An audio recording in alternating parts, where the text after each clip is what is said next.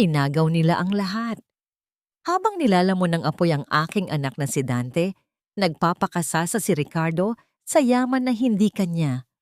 Baliw na ang matanda. Ang nakangising bulong niya sa pamilya habang inaangkin ang aking kumpanya. Ngunit nagkamali siya ng kinalaban.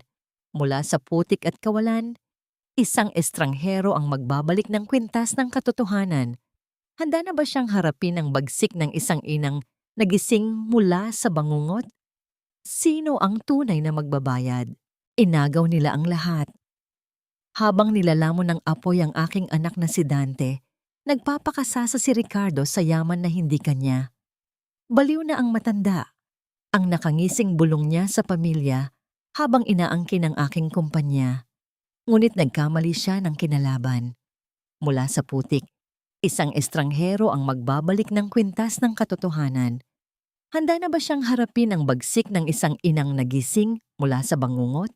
Sino ang tunay na magbabayad? Hayaan mo ang matandang yan. 8 taon na. Iyak pa rin ng iyak sa patay niyang anak. Malapit ko nang makuha ang lahat ng yaman ng mga Harrison. Kaunting pasensya na lang at mapapasa atin na ang buong kumpanya. Ang mga salitang iyon ay tila mga nagbabagang karayom na tumusok sa pandinig ni Elena. Nakatayo siya sa labas ng bahagyang nakawang na pinto ng opisina ni Ricardo. Sa kanyang mga panginginig na kamay ay mahigpit niyang hawak ang isang mainit na lalagyan ng empanada, ang paboritong merienda ng kanyang yumaong anak na si Dante. Buong hapon niya itong niluto gamit ang sariling mga kamay. Umaasang pagsasaluhan nila ito ng kanyang pamangkin na itinuring na niyang kadugo at kahalili ng kanyang anak. Ang init ng lalagyan ay nag-iwan ng hapdi sa kanyang mga palad, ngunit mas matindi ang lamig na mabilis na gumapang sa kanyang dibdib. Nanuyo ang kanyang lalamunan. Parang nais bumigay ng kanyang mga tuhod at bumagsak sa malamig na sahig. Walang luhang pumatak, walang hagulgol na lumabas sa kanyang mga labi. Ang pinakamasidhing kirot ay ang sakit na pilit kinikimkim sa loob ng isang pusong matagal nang nagdurugo.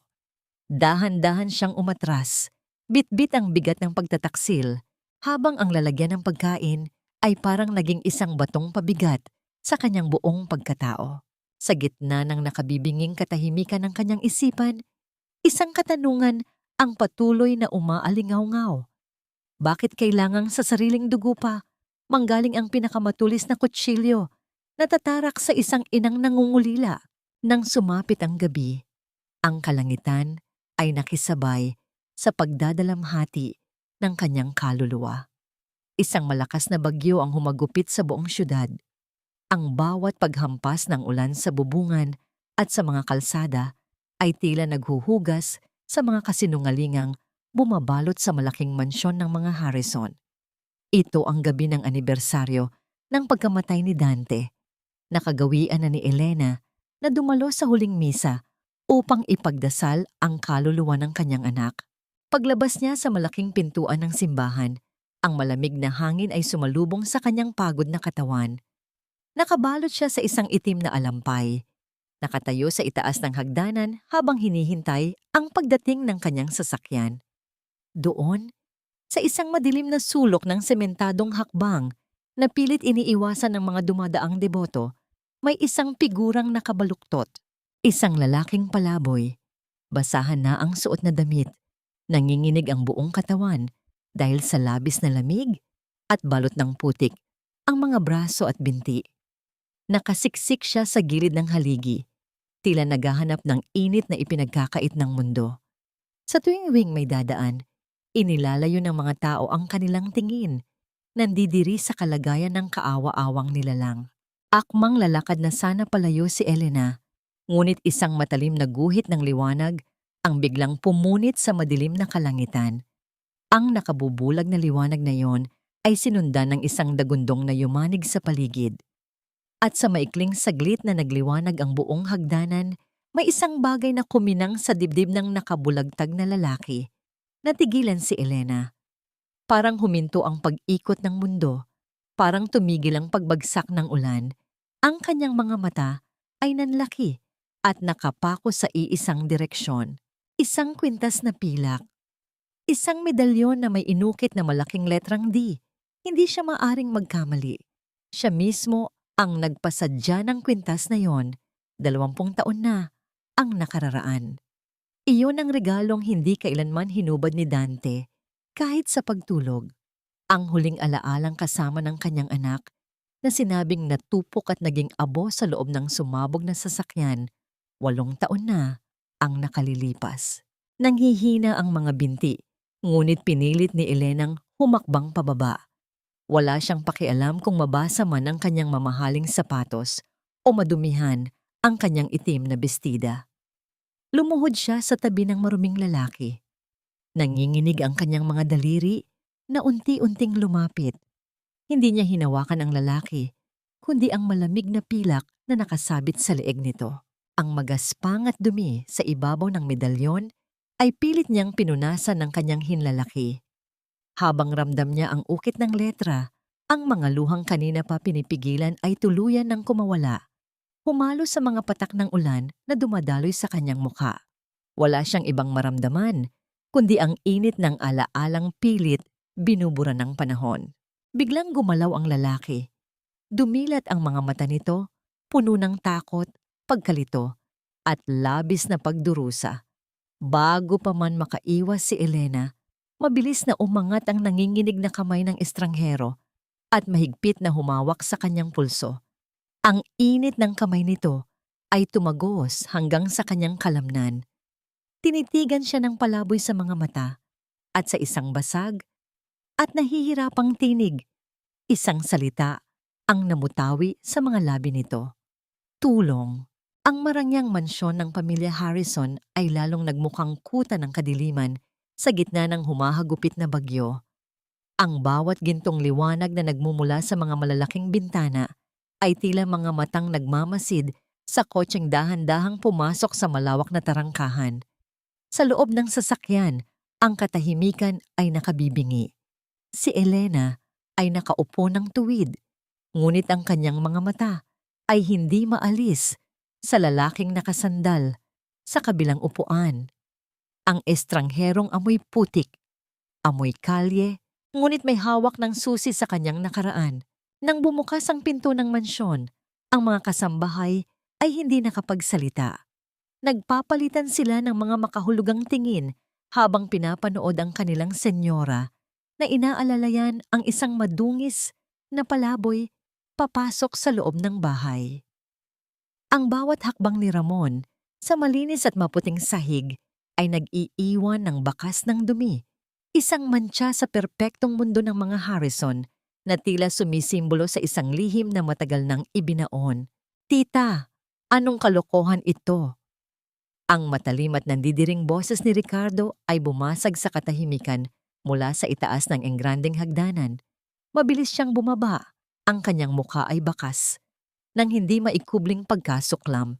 Ngunit nang tuluyan siyang makalapit at masulyapan ang mukha ni Ramon sa ilalim ng maliwanag na chandelier, saglit na napatigil ang kanyang puso. Ang kulay ng kanyang mukha ay tila naging abo. Kilala niya ang mga matang iyon.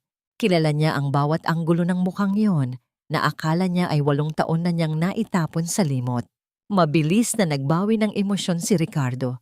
Ibinaling niya ang kanyang tingin kay Elena. Ang kanyang boses ay naging malambot, ngunit puno ng mapanlinlang na pag-aalala.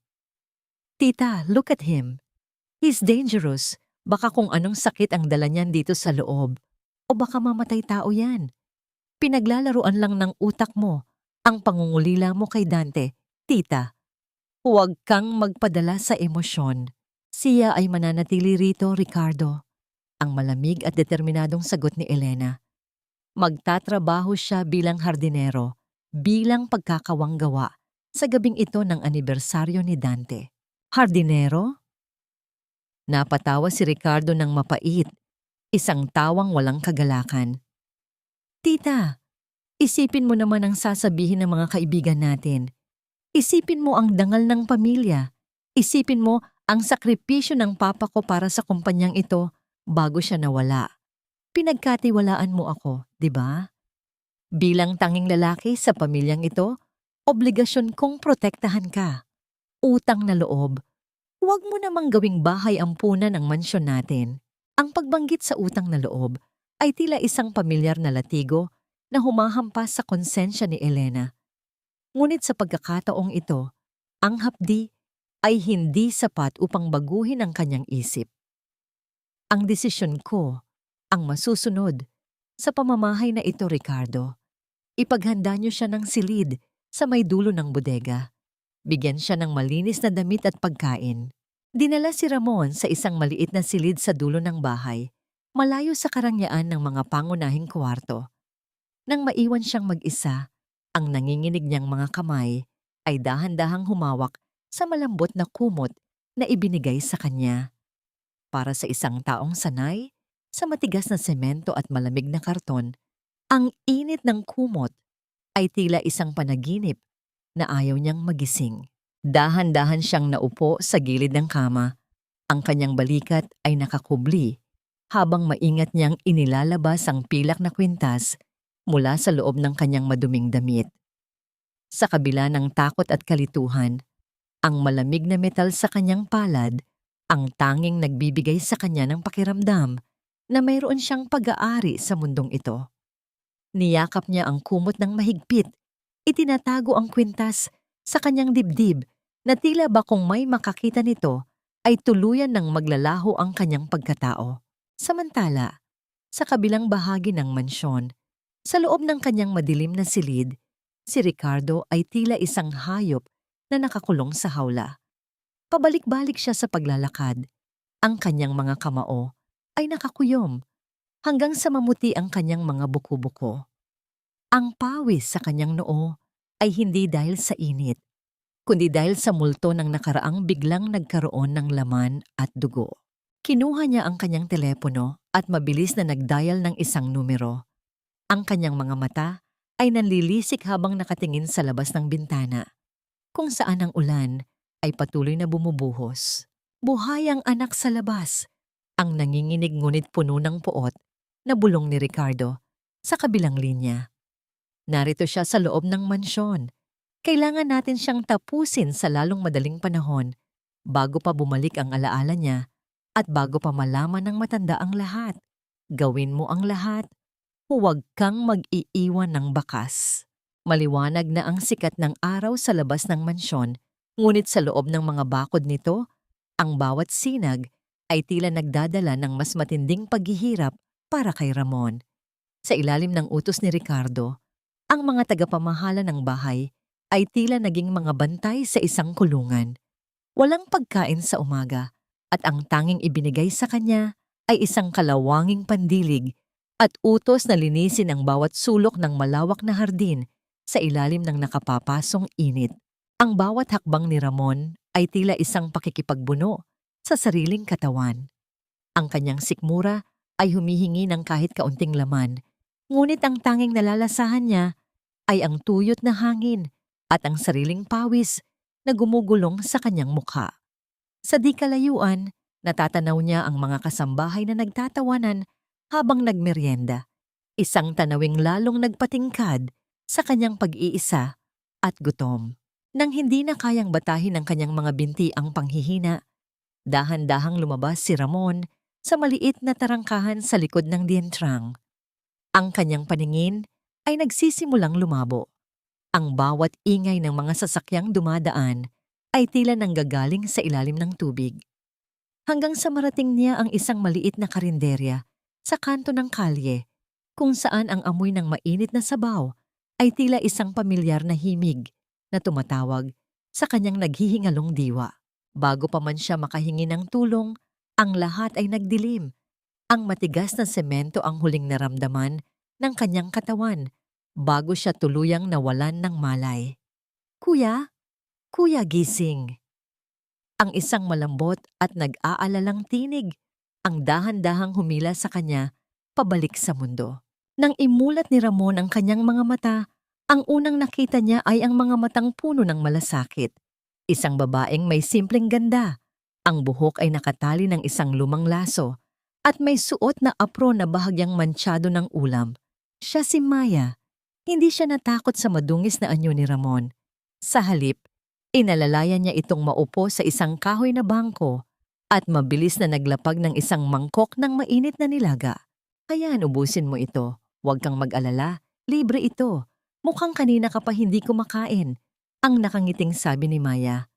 Ang bawat salita niya ay may dalang haplos ng kapayapaan. Nanginginig ang mga kamay ni Ramon habang hinahawakan ang kutsara. Ang unang higop ng mainit na sabaw ay tila nagbigay ng buhay sa kanyang nanunuyong lalamunan. Habang kinakain ng mainit na kanin, ang mga luha na hindi niya nailabas sa loob ng mansyon ay biglang pumatak at humalo sa kanyang pagkain. Hindi ito dahil sa gutom, kundi dahil sa labis na pasasalamat. Sa gitna ng mundong tila nais siyang burahin, may isang estrangherong tinawag siyang kuya at itinuring siyang tao. Bakit ka umiiyak? Masarap ba? O baka naman masyadong mainit? Biro ni Maya, habang dahan-dahang kumuha ng isang malinis, ngunit kupas na basahan. Dahan-dahang lumapit si Maya at maingat na ipinatong ang kanyang kamay sa pisngi ni Ramon upang punasan ang mantsa ng uling at luha. Ang haplos na yon ay napakatipid, napakaingat, ngunit nag-iwan ng isang kakaibang pintig sa dibdib ni Ramon. Sa sandaling iyon, ang lahat ng pait ng kanyang buhay ay tila panandaliang naglaho. Nakatingin lang siya sa mga mata ni Maya, tila doon lang niya naramdaman na ligtas siya. Ngunit ang katahimikang yon ay biglang binuwag ng isang marahas na tunog. Ang tunog ng marangyang sasakyan na biglang huminto sa tapat ng karinderya ay tila isang babala ng paparating na unos. Ang makintab na itim na kotse ni Ricardo ay nakaparada. Ang dumi ng kalsada ay tila nahihiyang dumikit sa gulong nito. Bumaba ang salamin ng bintana at lumitaw ang mukha ni Ricardo. Ang kanyang mga mata ay nanlilisik sa pagkamuhi habang palipat-lipat ang tingin kay Ramon at sa simpleng dalaga sa kanyang tabi. Isang mapait at mapanghusgang na ngiti ang gumuhit sa kanyang mga labi. Sabi ko na nga ba, basura ay laging hahanap ng kapwa niya basura. Ang malakas at mapanguyam na sabi ni Ricardo na narinig ng lahat ng mga naroon. Mag-ingat ka, iha. Ang pinapakain mo ay isang baliw na baka bukas makalawa ay saksakin ka na lang bigla. Ang mga salita ni Ricardo ay parang latigong humahampas sa katahimikan ng karinderya. Ang bawat tao sa paligid ay nagbaba ng tingin, natatakot na madamay sa galit ng isang lalaking sakay ng mamahaling sasakyan. Ngunit si Maya, sa kabila ng panginginig ng kanyang mga kamay, ay hindi nagpatinag. Tumayo siya ng tuwid at humarap sa bintana ng kotse.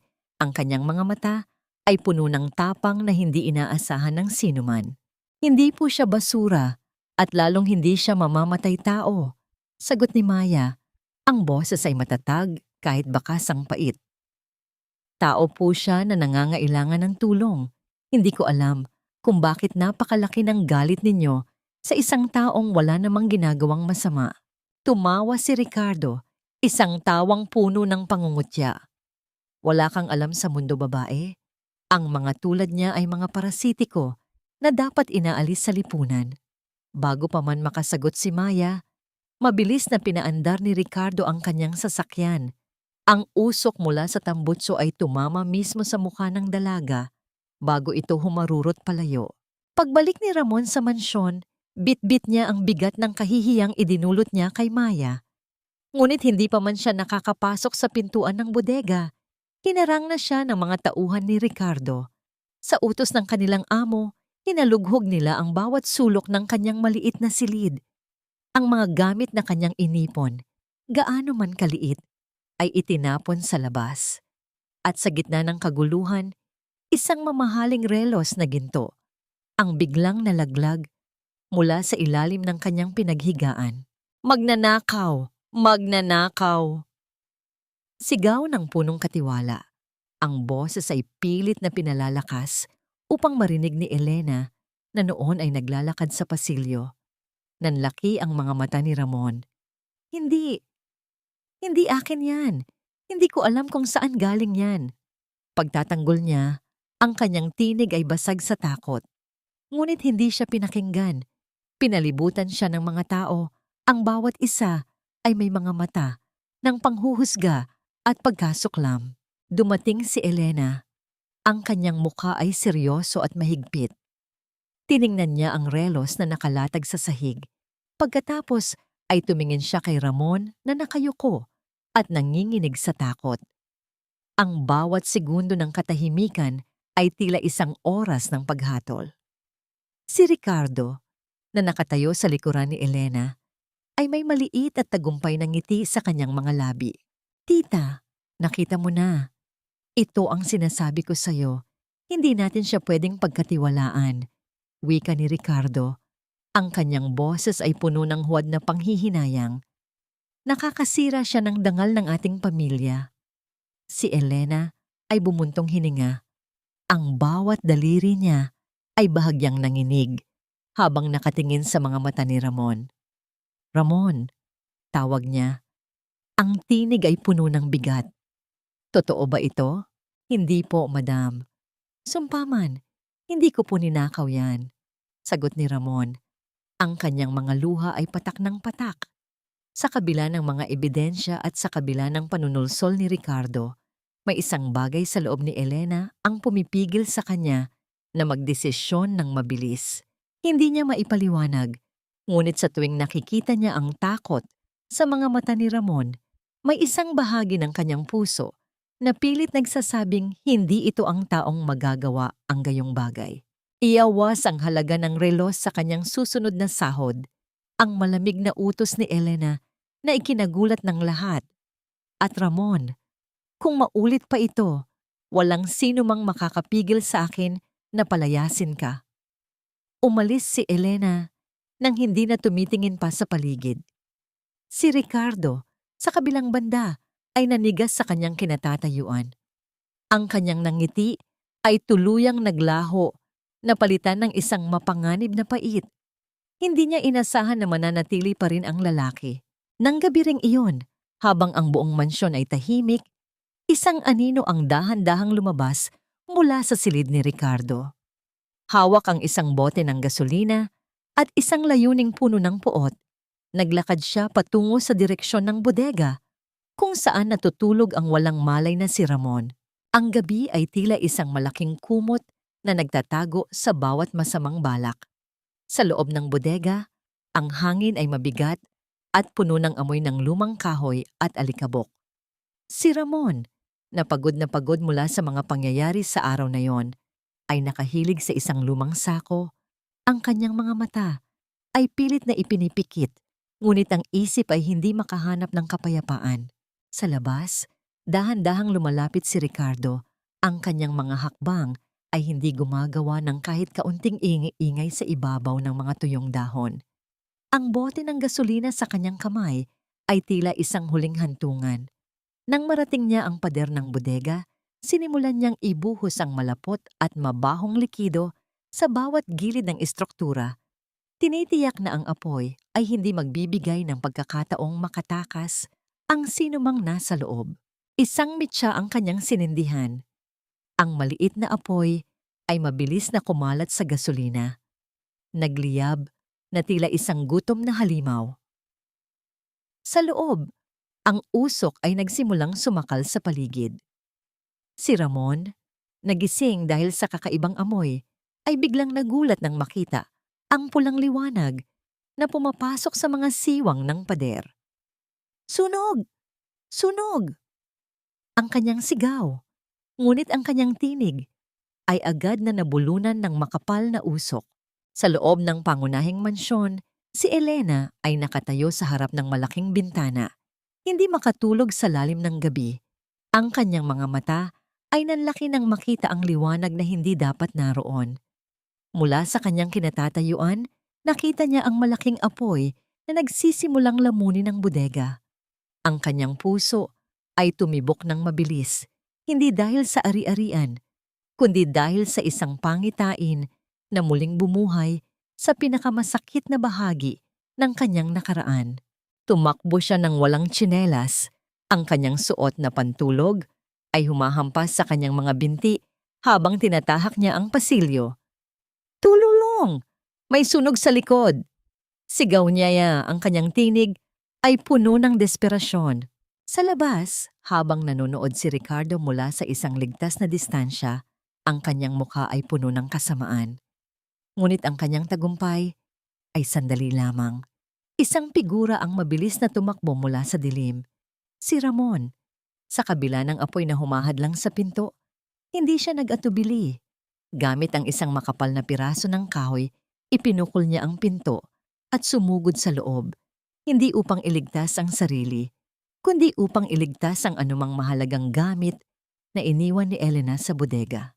Ngunit ang bodega ay hindi naligtas. Ang isang malaking poste na gawa sa lumang kahoy na kinain na ng apoy ay nagsimulang gumuho. Si Elena, na nakarating na sa likod ng mansyon, ay nakita ang pangyayari. Sa isang iglap, nakita niya ang imahe ni Dante sa bawat galaw ni Ramon. Ang pagkilos ni Ramon ay hindi pilit. Ito ay likas. Isang pagtatanggol na nakaugat sa isang pusong marunong magmalasakit. Sa gitna ng bumabagsak na mga tabla, si Ramon ay sumugod kay Elena na muntik ng matamaan ng nagliliyab na kahoy. Sa isang mabilis na pagtalon, niyakap niya si Elena at inilayo ito sa panganib. Hinayaan ng kanyang likod ang siyang sumalo sa mabigat na piraso ng nasusunog na materyales. Ang ingay ng mga taong nagtatakbuhan ay unti-unting lumalabo sa pandinig ni Ramon. Ang lahat ay naging tahimik. Ang nakikita na lamang niya ay ang nag-aalalang mukha ni Elena bago tuluyang magdilim ang kanyang paligid. Nang magising si Ramon, ang puting kisame ng isang silid at ang amoy ng gamot ang bumungad sa kanya. Hindi ito ang bodega. Ang kanyang katawan ay nakaramdam ng matinding hapdi. Bawat galaw ay tila may humahatak sa kanyang mga kalamnan. Sa kanyang tabi, nakaupo si Maya, ang kanyang mga mata ay namamaga sa kakaiyak. "Kuya," tawag ni Maya, ang tinig ay puno ng relief. "Salamat sa Diyos, gising ka na." Habang sinusubukan ni Ramon na magproseso, isang hindi inaasahang pangyayari ang naganap. Isang piraso ng papel ang nahulog mula sa bulsa ng kanyang suot na jacket na dinala doon ng mga doktor. Isang papel na natagpuan ni Ramon sa gitna ng sunog. Isang piraso ng nakaraan na hindi natupok ng apoy. Nang ilatag ito ni Maya sa harap niya, ang mga titik ay bahagyang malabo, ngunit sapat na upang basahin ang isang pangalan at isang petsa, ang pangalan ng kanyang ama.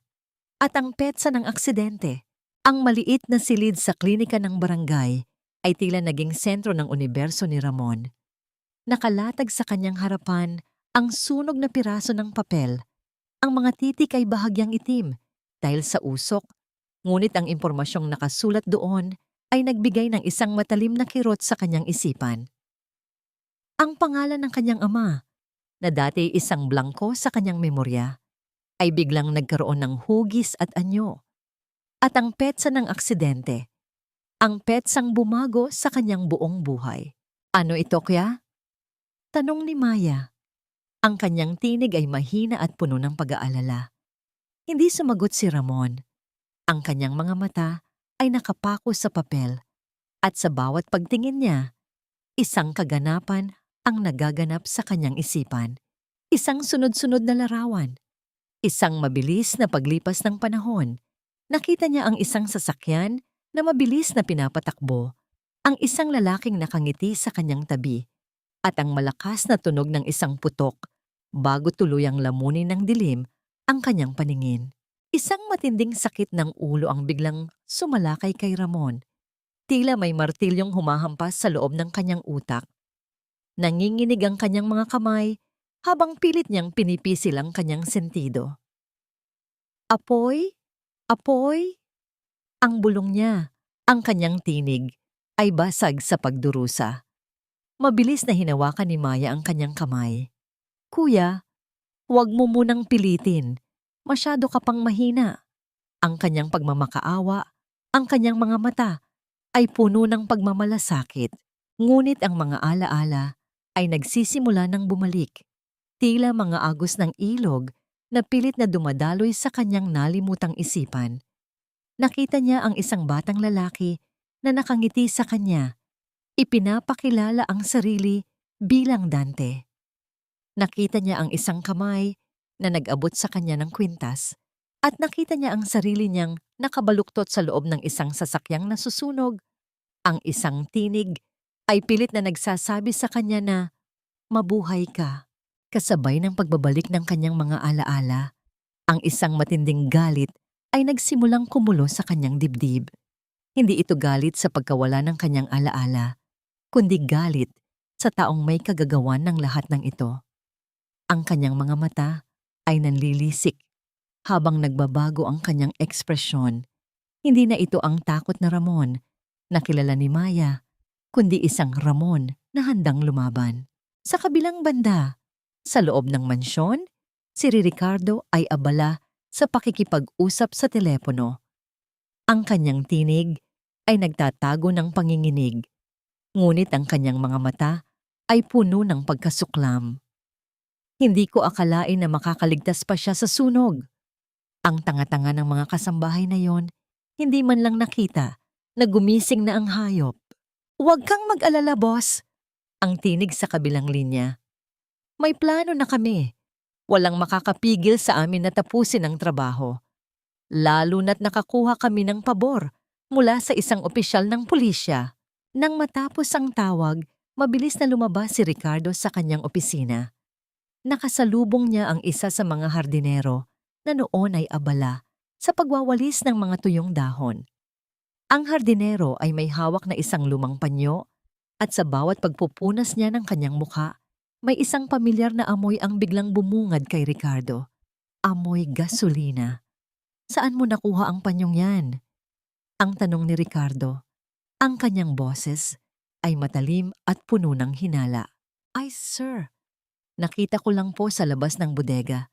Sayang naman po kung itatapon." Sagot ng hardinero, ang kanyang muka ay puno ng pagkalito. Nagalit si Ricardo, hindi niya alam na may nakakita sa kanyang gawain. Sa isang iglap, sinunggaban niya ang hardinero at dinurog ang kanyang panyo. "Magsisinungaling ka! Walang nakakita sa akin." "Pero sir, wala po akong sinasabi." Ngunit huli na ang lahat. Sa galit ni Ricardo, sinaktan niya ang hardinero at iniwan itong nakahandusay sa lupa.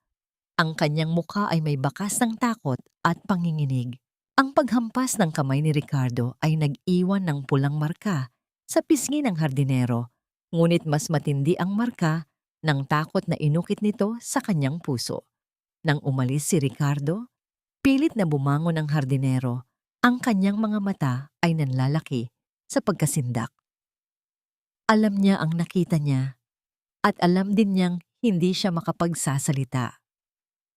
Ang kanyang bibig ay parang tinahi ng takot at ang kanyang mga kamay ay nanginginig habang pilit niyang tinatakpan ng bahid ng gasolina sa kanyang panyo. Isinuksok niya ito sa kanyang bulsa at nagmadaling umalis. Samantala, sa klinika, si Ramon ay nakatingin sa labas ng bintana. Ang kanyang isip ay malayo sa apat na sulok ng silid. Ang bawat piraso ng alaala ay nagiging malinaw. Ang ngiti ni Dante, ang pagiging masayahin nito, ang paghahanap nito sa kanya ilang araw bago ang insidente. Nakita niya ang bawat detalye ng araw na yon. Ang pagmamaneho ni Dante na puno ng kagalakan, ang pag-uusap nila tungkol sa kanilang mga pangarap. Biglang sumulpot ang isa pang imahe. Ang takot sa mga mata ni Dante nang mapagtanto nitong walang preno ang sasakyan. Ang mabilis na pag-iisip ni Dante, ang pagpapasiya nitong iligtas siya kahit kapalit ng sarili nitong buhay. "Mabuhay ka para sa akin, Ramon." Ang mga salitang yon ay umalingaw-ngaw sa kanyang tainga, malakas at malinaw, kasabay ng tunog ng pagtama ng sasakyan sa isang malaking puno. Ang kanyang mga kamao ay nakakuyom. Hindi ito isang aksidente. Ito ay isang sinadyang krimen. At alam niyang ang may kagagawan nito ay ang taong matagal nang nagpapanggap na nagmamalasakit sa kanyang ina, si Ricardo. Kuya, ayos ka lang ba?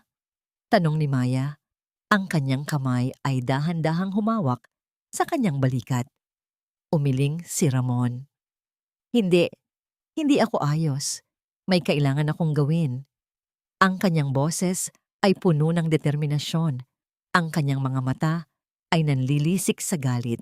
Sa gabing iyon, matapos ang kanyang pagpapagaling, dinala ni Maya si Ramon pabalik sa mansyon.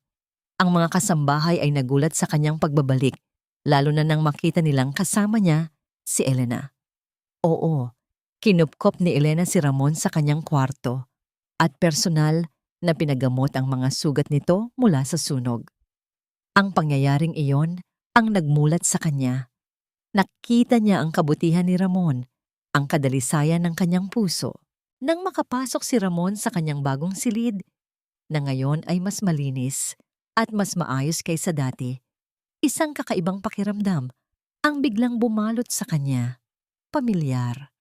Ang amoy ng lumang kahoy, ang malamig na simoy ng hangin na nagmumula sa bintana, at ang isang ukit sa pader na hindi niya napansin dati. Isang lumang ukit. Hindi ito isang simpleng dekorasyon. Ito ay isang serye ng mga simbolo. Isang araw, isang buwan, at isang pangalan. Ang kanyang pangalan. Nang maglalakad si Ramon, bigla niyang napansin ang isa pang ukit. Sa ilalim ng bintana, mayroong isang maliit na serye ng mga simbolo na hindi niya maintindihan sa una. Ngunit nang dahan-dahan niyang hawakan ang mga ukit na yon, isang matalim na kirot ang biglang sumalakay sa kanyang isipan. Ang mga simbolong yon ay isang mensahe. Isang mensahe na matagal nang ibinaon sa limot, naghihintay lang ng tamang oras upang muling mabasa. Ang bawat ukit sa pader ay tila isang pahina sa isang aklat na matagal nang sarado. Hawak ni Ramon ang kanyang sugatang balikat, ngunit ang hapdi ay hindi sapat upang pigilin ang kanyang pagnanais na alamin ang katotohanan. Dahan-dahan niyang sinundan ang mga ukit, bawat isa ay tila isang lihim na naghihintay na mabunyag. Isang petsa, isang pangalan, at isang mensahe na nakasulat sa isang kakaibang paraan. Hindi ito Tagalog, ngunit tila ito ay isang uri ng code na kinikilala ng kanyang nalimutang isipan. Sa kanyang mga daliri, dahan-dahan niyang pinisil ang mga ukit. At doon, sa ilalim ng bintana, may isang maliit na bahagi ng pader na tila may kakaibang texture. Nang pilitin niya itong buksan, bumungad sa kanya ang isang maliit na kompartimento, isang lihim na imbakan. Sa loob nito ay may isang lumang sulat. Ang papel ay naninilaw na sa tagal, at ang tinta ay bahagyang kumupas.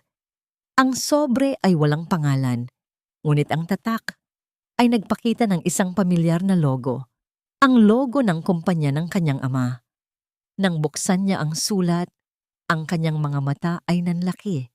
Ang mga salitang nakasulat doon ay nagbigay ng isang matalim na kirot sa kanyang puso.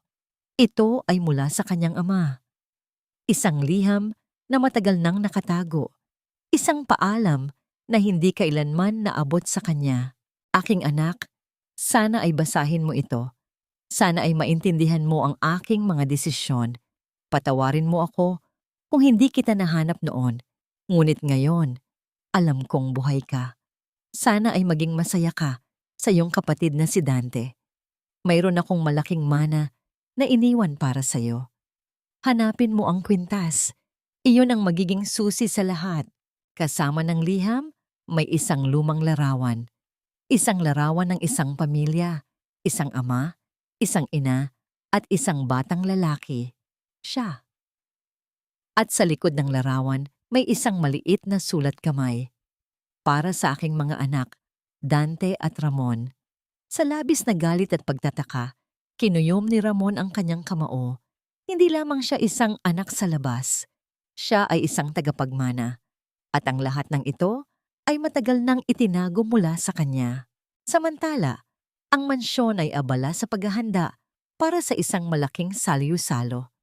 Isang pagtitipon ng mga piling tao sa lipunan na pinlano ni Ricardo upang ipagdiwang ang kanyang pag-angat. sa posisyon ng CEO ng kumpanya.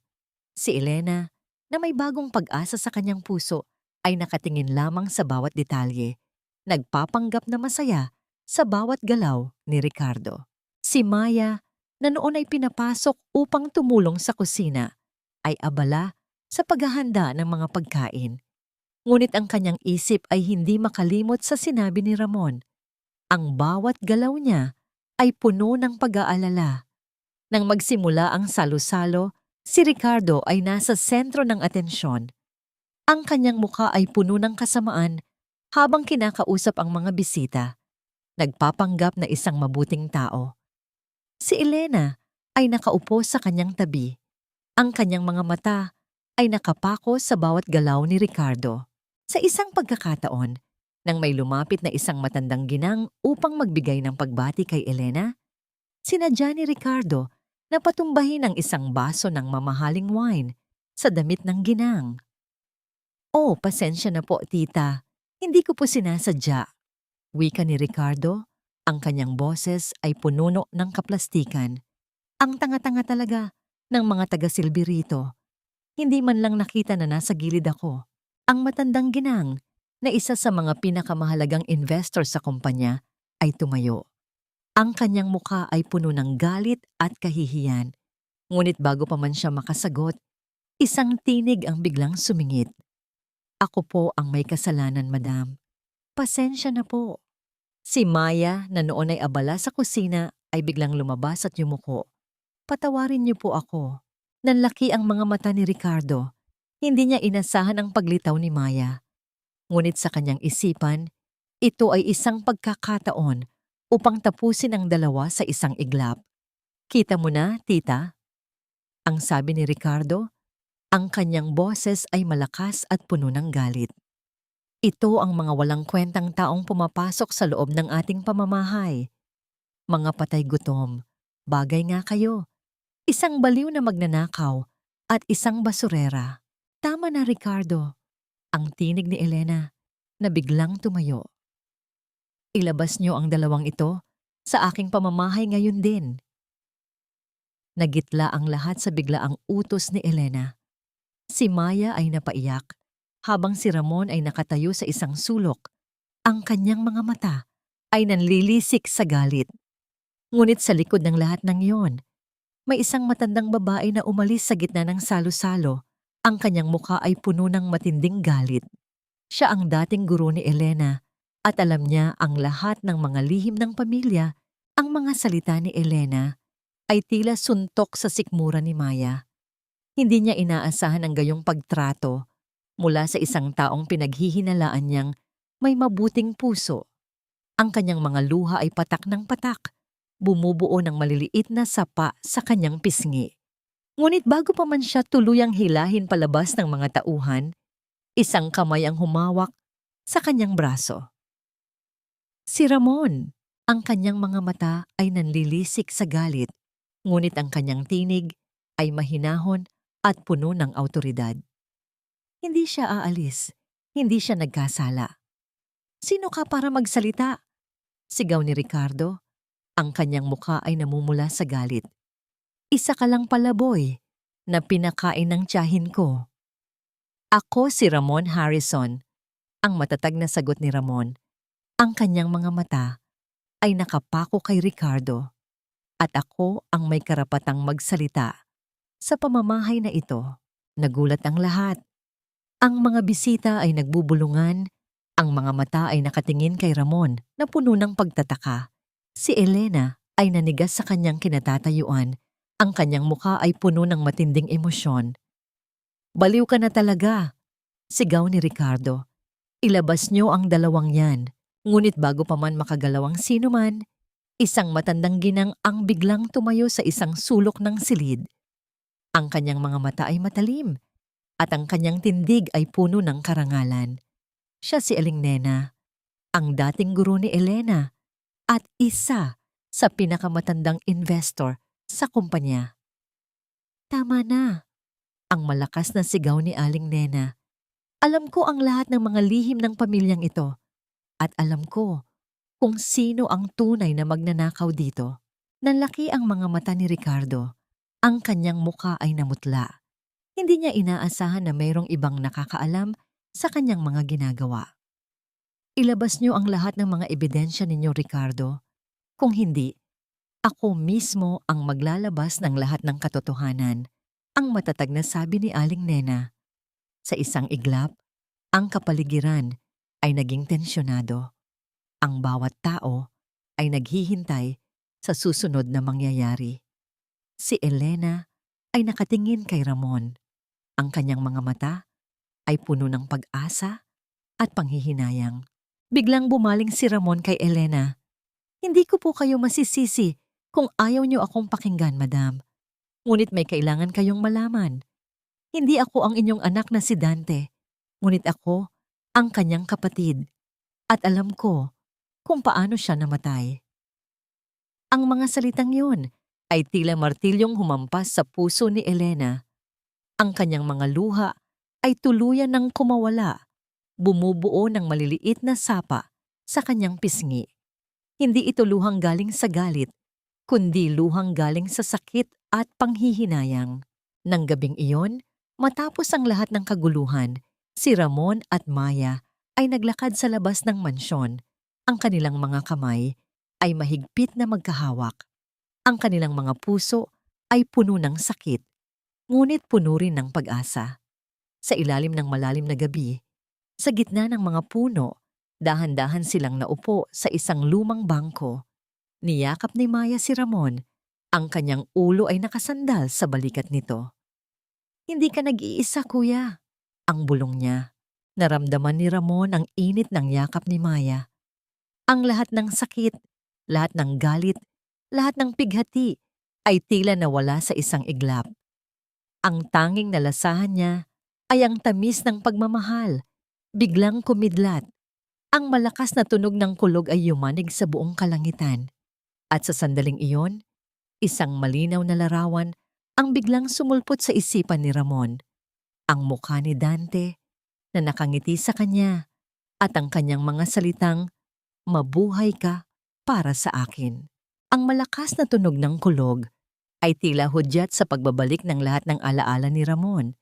Nagulantang ang kanyang isipan, ang bawat piraso ng nakaraan ay nagsimulang maging buo. Hindi na ito mga pira-pirasong imahe, kundi isang buong pelikula na umikot sa kanyang utak. Nakita niya ang sarili niyang nakaupo sa loob ng sasakyan ni Dante. Ang kanilang tawanan, ang kanilang mga pangarap na binuo sa loob ng maikling panahon ng kanilang pagkikita. Si Dante, ang kanyang nakatatandang kapatid, ay puno ng buhay at kagalakan, excited na ipakilala siya sa kanilang ina. Ngunit ang lahat ay nagbago nang biglang bumigat ang manibela. Ang pag-aalala sa mukha ni Dante, ang pagpipilit nitong pindutin ang preno, ngunit wala itong epekto. "May problema tayo, Ramon." Ang sigaw ni Dante, ang boses ay puno ng takot. Ang sasakyan ay bumilis, nawalan ng kontrol at nag-iba ng direksyon. Nakita ni Ramon ang papalapit na puno at ang kanyang huling alaala ay ang mukha ni Dante na puno ng determinasyon. "Mabuhay ka para sa akin, Ramon." Ang mga salitang iyon ay umalingaw-ngaw sa kanyang tainga, kasabay ng tunog ng pagtama ng sasakyan. Pagkatapos noon, ang lahat ay naging itim. Ngunit bago ang dilim, nakita niya ang kamay ni Dante na maingat na inalis ang kwintas mula sa kanyang leeg at isinabit ito sa kanya. Ang huling tingin ni Dante ay puno ng pagmamahal at pag-asa. "Kuya, ayos ka lang ba?" tanong ni Maya. Ang kanyang mukha ay puno ng pag-aalala. Niyakap niya si Ramon ng mahigpit, naramdaman ang panginginig ng buong katawan nito. Dahan-dahang gumalaw si Ramon. "Naalala ko na, Maya. Naalala ko na ang lahat." Ang kanyang boses ay nanginginig sa galit at sakit. Hindi aksidente ang nangyari kay Dante. Pinlano ito ni Ricardo. Napaiyak si Maya. Niyakap niya si Ramon. Sinubukang aliwin ang kanyang pagdurusa. "Huwag kang mag-alala, kuya. Hindi ka nag-iisa. Nandito ako. At si Madam Elena, alam kong tutulungan ka niya." Pinunasan ni Ramon ang kanyang mga luha. Ang kanyang mga mata ay nanlilisik sa galit. Hindi na siya ang takot na palaboy na walang pag-asa. Siya ngayon si Ramon Harrison, ang tagapagmana, ang kapatid ni Dante, at ang taong handang lumaban para sa hustisya. Hindi na ako magtatago. Ang matatag na sabi ni Ramon, hindi na ako tatakbo. Oras na para magbayad si Ricardo sa kanyang mga kasalanan. Kinuha niya ang kamay ni Maya. Salamat, Maya. Kung wala ka, hindi ko alam kung ano ang mangyayari sa akin. Dahan-dahan niyang hinawakan ang buhok ni Maya. Inalis ang lumang laso na matagal nang nakatali roon. Ngayon, ako naman ang magtatanggol sa'yo. Ang madilim na silid ng mansyon ay tila naging saksi sa pagbabago ni Ramon. Hindi na ito ang lalaking balot ng takot at kalituhan. Ang bawat hakbang niya ay puno ng determinasyon, ang kanyang mga mata ay nanlilisik sa galit at pagnanais na ipaglaban ang katotohanan. Ngunit bago niya harapin si Ricardo, may isang tao pa siyang kailangang kausapin, si Elena. Dahan-dahan niyang binuksan ang pinto ng silid-dasalan ni Elena, kung saan nakalagay ang isang maliit na altar na may larawan ni Dante. Ang amoy ng kandila at insenso ay bumalot sa silid, nagbibigay ng kakaibang kapayapaan. Si Elena ay nakaluhod sa harap ng altar. Ang kanyang mga mata ay puno ng luha, patuloy na nagdarasal. Madam Elena, ang mahinang tawag ni Ramon. Nagulat si Elena. Dahan-dahan siyang tumayo at humarap kay Ramon. Ang kanyang mga mata ay namamaga sa kakaiyak. Ramon, anong ginagawa mo rito? Lumapit si Ramon. Sa unang pagkakataon, hindi siya natakot na tumingin nang diretso sa mga mata ni Elena. May kailangan po kayong malaman, madam, tungkol po kay Dante. Nanginginig ang mga kamay ni Elena. Ano yun, Ramon? May nakita ka ba? May naaalala ka na ba? Nilingon ni Ramon ang larawan ni Dante at doon niya sinimulang isalaysay ang lahat. Mula sa simula, mula sa paghahanap sa kanya ni Dante hanggang sa trahedya na naganap. Bawat salita ni Ramon ay tila isang kutsilyong tumatarak sa puso ni Elena. Ang kwento ng isang kapatid na buong tapang na iniligtas siya. Ang kwento ng isang anak na nagbigay ng kanyang buhay para sa isang taong hindi pa niya lubos na kilala. At ang kwento ng isang pinsan na nagpakanang patayin silang dalawa. Hindi ko po siya iniwan, madam. Ang sabi ni Ramon, ang kanyang tinig ay basag sa sakit. Pilit ko po siyang nilalabanan, ngunit huli na ang lahat. Binigay niya po sa akin ang kwintas na ito at sinabi niya po sa akin na mabuhay ako para sa kanya. Kinuha ni Ramon ang kwintas mula sa kanyang leeg at inilapag ito sa harap ni Elena sa tapat ng larawan ni Dante. Kung gusto niyo po akong mamatay kapalit niya, handa po ako. Gawin niyo po ang gusto ninyo. Naiyak si Elena ng malakas. Hindi ito luhang galing sa galit, kundi luhang galing sa sakit at pagsisisi. Dahan-dahan siyang lumapit kay Ramon at sa halip na sampalin ito, niyakap niya ito ng mahigpit. Ang kanyang mga luha ay patak ng patak sa balikat ni Ramon. Anak ko! Anak ko! Ang bulong ni Elena, ang kanyang tinig, ay puno ng pagmamahal. Patawarin mo ako, Ramon. Patawarin mo ako sa lahat ng aking mga pagkakamali. Ang yakap na yon ay tila nagpawi sa lahat ng sakit na naramdaman ni Ramon sa loob ng maraming taon. Sa sandaling iyon, hindi na siya ang palaboy na walang pamilya. Siya ngayon, si Ramon Harrison, ang anak ni Elena at ang kapatid ni Dante. Nang kumalas sa pagkakayakap, hinawakan ni Elena ang pisngi ni Ramon. Ang kanyang mga mata ay puno ng pagmamahal at pag-asa. Hindi kita hahayaang mawala, Ramon. Hindi ko nahahayaang may mawala pa sa akin. Dahan-dahan siyang lumapit sa isang lumang istante ng libro. Kinuha niya ang isa sa mga paboritong libro ng kanyang asawa. At sa loob nito, sa pagitan ng mga pahina, ay may isang lumang sobre na nakatago. Ang kanyang mga kamay ay nanginginig habang dahan-dahan niyang binuksan ang sobre. Sa loob nito ay may isang lumang sulat na may tatak ng kanyang asawa. At sa ilalim ng sulat, may isang maliit na piraso ng papel na may sulat kamay ni Ricardo. Ang malamig na papel sa kamay ni Elena ay tila isang yelo na bumalot sa kanyang puso. Ang sulat ng kanyang asawa ay puno ng pagsisisi at paghingi ng tawad. Inilalahad ang katotohanang si Ricardo ang nag-udyok sa kanya upang itago ang pagkakakilanlan ni Ramon. Ngunit mas matindi ang kirot nang makita niya ang maliit na piraso ng papel na may sulat kamay ni Ricardo. Isang resibo ng pagbabayad sa isang mekaniko na may petsang 8 taon na ang nakakaraan. Ang lahat ay naging malinaw. Ang lahat ng mga pagdududa, ang lahat ng mga katanungan ay mayroon ng kasagutan. Si Ricardo, siya ang utak sa likod ng lahat ng trahedya. Siya ang nagpakanang patayin ang kanyang sariling pinsan, ang nagtago ng katotohanan, ang nagmanipula sa kanilang buhay. Ang kanyang mga luha ay patak ng patak, hindi dahil sa sakit, kundi dahil sa matinding galit. Ang kanyang mukha ay naging bakal, ang kanyang mga mata ay nanlilisik sa puot. Hindi na siya ang inang nagdadalamhati. Siya ngayon si Elena Harrison, ang matriarka ng pamilya, at handa siyang ipaghiganti ang kanyang mga anak. Ricardo, ang bulong niya, ang kanyang tinig ay malamig at puno ng banta.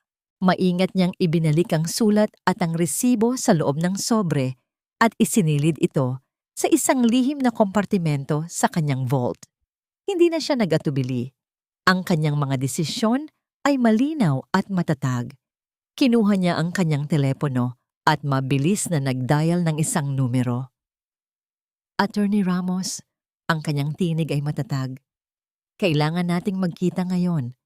Mayroon akong malaking kaso para sa'yo. Samantala, sa labas ng mansyon, si Ricardo ay abala sa pakikipag-usap sa isang opisyal ng pulisya. Ang kanyang nangiti ay puno ng kasamaan, ang kanyang mga mata ay nanlilisik sa tagumpay.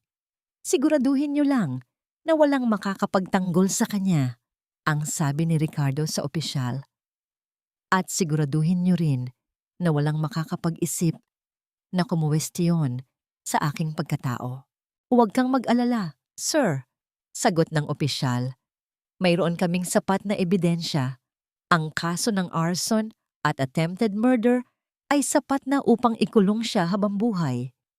Kinaumagahan, habang ang araw ay sumisikat, isang malakas na tunog ng sirena ng pulisya ang bumasag sa katahimikan ng mansyon. Ang mga aso ay umalulong at ang mga kasambahay ay nagulat sa pagdating ng mga awtoridad. Mabilis na pinuntahan ng mga pulis ang silid ni Ramon. Ang kanyang mga mata ay nanlaki sa pagtataka. Ramon Harrison, you are under arrest for arson and attempted murder, ang sabi ng isang pulis. Ang kanyang tinig ay matigas. May karapatan kang manahimik. Ang anumang sasabihin mo ay maaaring gamitin laban sa iyo sa korte. Nagulat si Ramon. Hindi niya maintindihan kung ano ang nangyayari. Ngunit nang makita niya ang nangiti ni Ricardo na nakatanaw mula sa itaas ng balkonahe, biglang naging malinaw ang lahat. Wala akong kasalanan, sigaw ni Ramon. Inosente ako. Ngunit hindi siya pinakinggan. Ang kanyang mga kamay ay mabilis na kinapusan ng posas. Si Maya, na noon ay abala sa paghahanda ng almusal, ay napaiyak nang makita ang eksena. Kuya! Hindi! Sigaw ni Maya. Sinusubukan niyang lapitan si Ramon, ngunit hinarangan siya ng mga pulis. Si Elena ay lumabas sa kanyang silid. Ang kanyang mukha ay puno ng pagkukunwari. Tinitigan niya si Ramon. Ang kanyang mga mata ay tila walang emosyon. Dalhin niyo na siya. Ang tunog ng sirena ng pulisya ay dahan-dahang lumayo. Bitbit ang pag-asa at kalayaan ni Ramon. Si Maya ay nanatiling nakatayo sa gitna ng sala. Ang kanyang mga luha ay patuloy na dumadaloy sa kanyang pisngi. Ang sakit ng pagkawala ni Ramon ay tila isang malaking pader na humaharang sa kanyang paghinga. Nilapitan siya ni Elena. Ang kanyang mukha ay seryoso, walang bakas ng anumang emosyon. Maya, umalis ka na. Wala ka ng silbi rito. Napatingin si Maya kay Elena. Ang kanyang mga mata ay puno ng pagtataka. Madam, anong sinasabi niyo? Hindi ko po maintindihan. Umalis ka. Ngayon din. Ang malamig na utos ni Elena. Huwag kang magpakita sa akin kailanman. Ayokong makita ang iyong mukha. Napaluhod si Maya. Ang lahat ng pag-asa niya ay tila naglaho. Hindi niya inaasahan na gagawin ni Elena ang gayong bagay. Ang kanyang puso ay nadurog sa sakit at pagkabigo. Tumakbo siya palabas ng mansyon.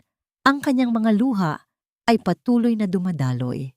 Samantala, si Ricardo ay nakatayo sa itaas ng hagdanan. Ang kanyang ngamong ngiti ay puno ng tagumpay. "Well done, tita," ang sabi niya. Ang kanyang tinig ay puno ng panunuya. Sa wakas, nag-iisip ka na rin. Hindi na magiging problema ang anak sa labas na yan. Tapos na ang lahat, Ricardo. Ang malamig na sabi ni Elena na hindi man lang siya tinapunan ng tingin. Wala na akong ibang kailangan kundi ang kapayapaan. Mayroon pa po, tita, ang sabi ni Ricardo. Ang kanyang mga mata ay nanlilisik sa galit. Ang formal na paglilipat ng lahat ng ari-arian, ang kumpanya, ang mansyon, lahat sa akin. Umupo si Elena sa kanyang mesa. Kinuha niya ang isang ballpen at ang isang malaking folder ng mga dokumento. "Sige, ibigay mo sa akin. Tapusin na natin ang lahat ng ito." Ngumiti si Ricardo. Hindi niya inaasahan na magiging ganoon kadali ang lahat. Inilapag niya ang mga dokumento sa harap ni Elena at ipinagpatuloy ang kanyang pananalita. "Tita, alam kong mahirap ito para sa'yo," ang sabi ni Ricardo.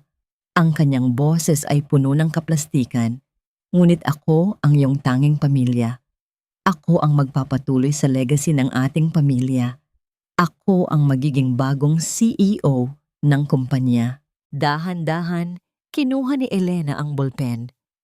Ang kanyang kamay ay nanginginig, ngunit ang kanyang mga mata ay matatag. Akmang pipirma na siya sa mga dokumento, ngunit bago pa man niya ito gawin, isang malakas na tunog ang biglang bumasag sa katahimikan ng silid. Ang pinto ng opisina ni Elena ay biglang bumukas ng malakas. Si Ramon, ang kanyang mga mata ay nanlilisik sa galit, at sa kanyang likuran ay nakatayo si Attorney Ramos kasama ang ilang pulis. Ang lahat ay nagulat. "Ricardo Harrison," ang matatag na sabi ni Attorney Ramos, "you are under arrest for attempted murder, arson and falsification of documents." Nanlaki ang mga mata ni Ricardo. Ang kanyang mukha ay namutla. Hindi niya inaasahan ang pagbabalik ni Ramon. Hindi niya inaasahan na malalaman ni Elena ang lahat. "Hindi. Nagsisinungaling kayo," sigaw ni Ricardo. "Wala akong ginagawang masama." Ngunit bago pa man siya makasagot, lumapit si Elena. Ang kanyang mukha ay puno ng galit at sa kanyang kamay ay hawak niya ang sulat ng kanyang asawa at ang resibo ng pagbabayad sa mekaniko. "Ito ba ang sinasabi mong wala kang ginawang masama, Ricardo?" Ang malamig na sabi ni Elena. "Ang pagpapakana sa kamatayan ng aking anak, ang pagtatago ng lahat ng katotohanan, ang pagmamaniplula sa aking damdamin." Isang malakas na sampal ang ibinigay ni Elena kay Ricardo. Ang tunog ng sampal ay umalingaw-ngaw sa buong silid. "Hindi mo lang kinuha ang buhay ng aking anak," ang sabi ni Elena. Ang kanyang tinig ay puno ng puot. "Kinuha mo rin ang aking pagtitiwala, ang aking pagmamahal, ang lahat ng aking pag-asa." Ang tunog ng sampal ay tila isang hudyat sa pagbagsak ng lahat ng kasinungalingan ni Ricardo. Ang kanyang mukha ay namumula sa galit at kahihiyan, ngunit hindi niya magawang tumugon. Ang kanyang mga mata ay nanlilisik habang nakatingin kay Elena, na ngayon ay tila isang reyna na handang ipagtanggol ang kanyang kaharian.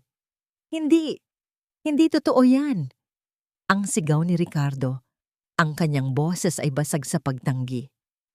"Mga kasinungalingan lahat yan. Ginagamit ka lang ng palaboy na yan, tita. Ngunit huli na ang lahat." Si Attorney Ramos ay inabot kay Elena ang isang folder ng mga dokumento kasama ang testimonya ng hardinero na nakakita kay Ricardo na nagbuhos ng gasolina sa bodega. Ricardo Harrison, ang lahat ng ebidensya ay laban sa'yo. Ang matatag na sabi ni Attorney Ramos. Mayroon kaming sapat na basehan upang ikulong ka habang buhay. Sinubukan ni Ricardo na tumakas, ngunit mabilis siyang hinawakan ng mga pulis. Ang kanyang mga kamay ay kinapusan ng posas at ang kanyang mukha ay puno ng matinding galit at pagkabigo. Tita, hindi pa tapos. Babalik ako. Makikita mo. Ang sigaw ni Ricardo habang hinihila siya palabas ng silid. Hindi mo pa ako lubos na kilala. Mawawala ang lahat sa'yo. Nang tuluyan nang mawala si Ricardo sa paningin, bumagsak si Elena sa kanyang upuan. Ang lahat ng lakas niya ay tila nawala sa isang iglap. Ang kanyang mga mata ay puno ng luha, ngunit ito ay luhang galing sa pagod at kalayaan. Nilapitan siya ni Ramon. Yumuko siya at hinawakan ng kamay ni Elena. Madam Elena, ayos lang po kayo. Nilingon ni Elena si Ramon. Ang kanyang mga mata ay puno ng pagmamahal. Tapos na anak. Ang bulong niya, ang kanyang tinig ay nanginginig. Sa wakas, tapos na ang lahat. Niyakap ni Ramon si Elena. Ang lahat ng sakit, lahat ng pighati, lahat ng pagdurusa ay tila nawala sa kanilang mga yakap. Ang kanilang mga luha ay naghalo, bumubuo ng isang sapa ng pagmamahal at pag-asa. Biglang pumasok si Maya sa silid. Ang kanyang mga mata ay puno ng pag-aalala. Madam Elena? Kuya Ramon, ayos lang po ba kayo? Lumapit si Elena kay Maya. Hinawakan niya ang kamay nito. Patawarin mo ako anak. Ginawa ko lang iyon upang maprotektahan kayo, upang mahuli ang tunay na may kasalanan. Naiyak si Maya. Niyakap niya si Elena ng mahigpit.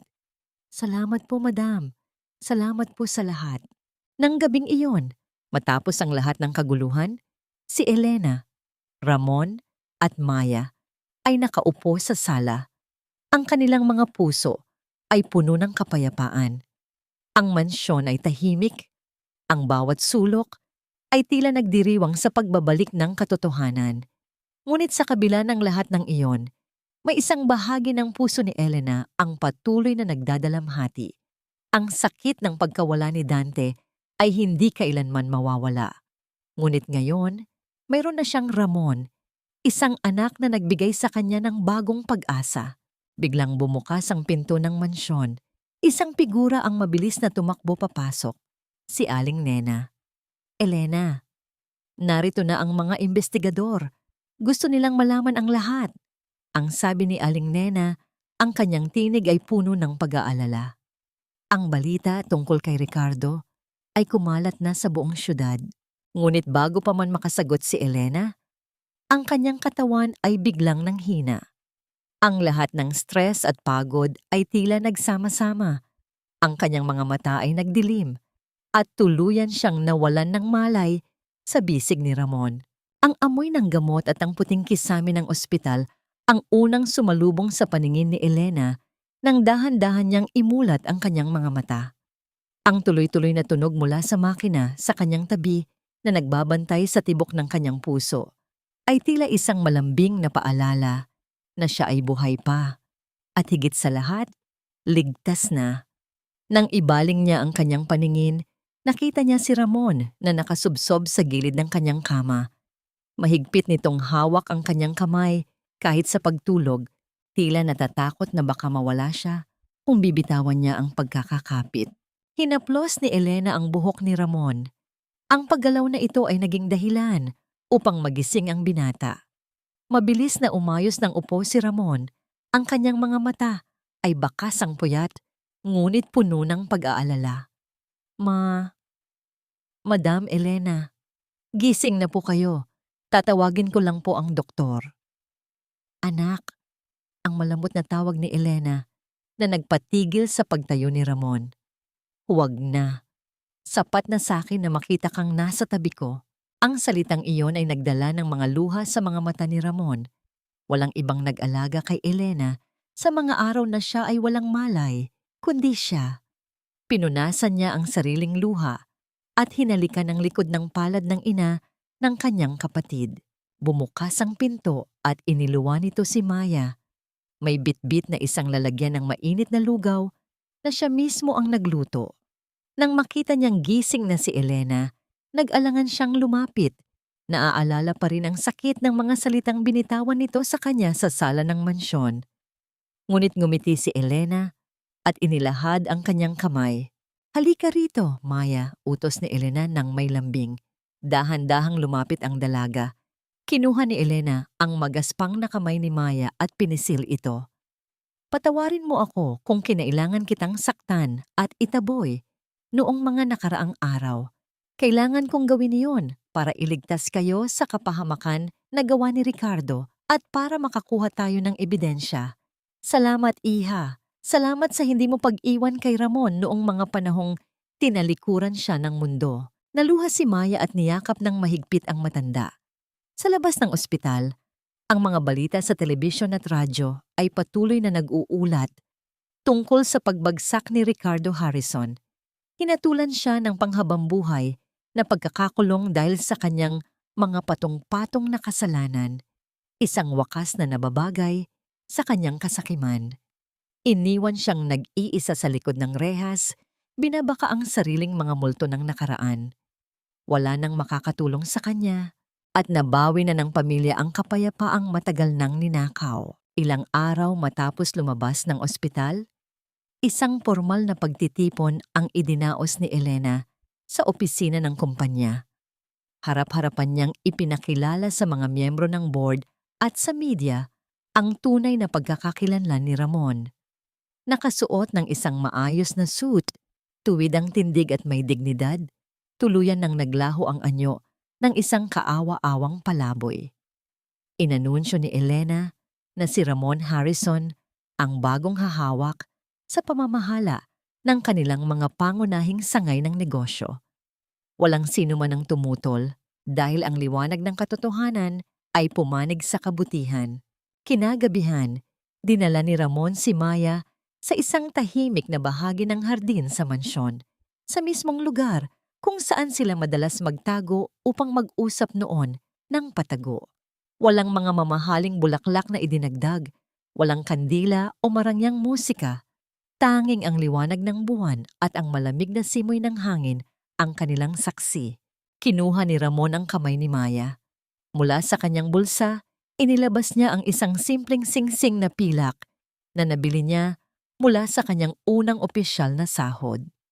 "Maya," panimula ni Ramon, ang kanyang boses ay nanginginig sa labis na emosyon.